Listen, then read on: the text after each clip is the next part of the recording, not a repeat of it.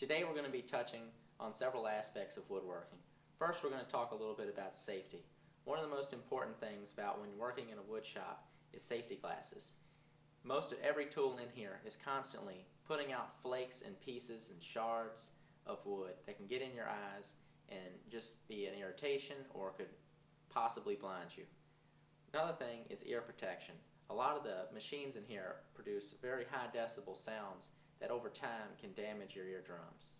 Another thing is to make sure there's nothing dangling off you. No bracelets, rings, necklaces, long hair, clothing that could get caught up in a moving piece.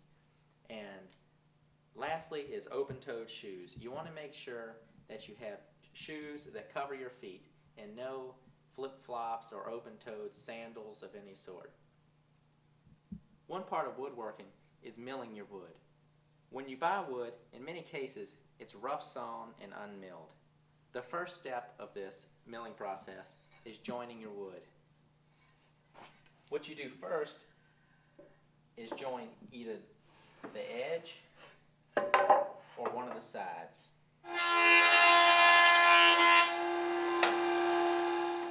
The purpose of joining is to create a flat plane on the board. Repeat the process that you just saw me do as many times as it takes to create this flat plane.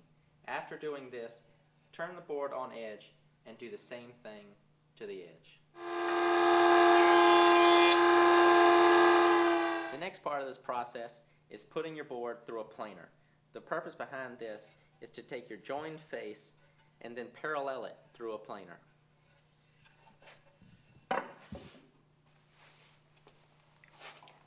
The first part of this process is getting the planer adjusted to the height of your board.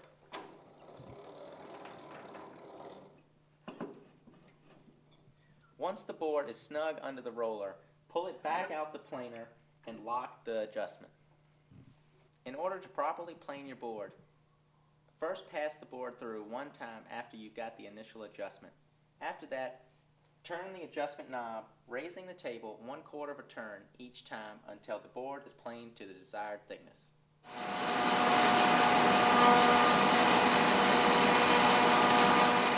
This is what a properly joined and planed board should look like. Smooth on both sides with a square edge. The next part of this is to cut our board to the width. We'll be using a table saw. This is called a rip cut, using a rip fence. Depending on the distance from the fence to the blade is how wide our board will be. You want to cut it to where the board that you want to keep is between the blade and the rip fence, and the excess piece is cut off the outside of the blade. For the purposes of this demonstration, we'll cut our board to 8 inches wide. First, what you want to do is mark the leading edge of your board at 8 inches. Next, you want to adjust using a tape measure against the fence and then the blade. Adjust the blade to 8 inches.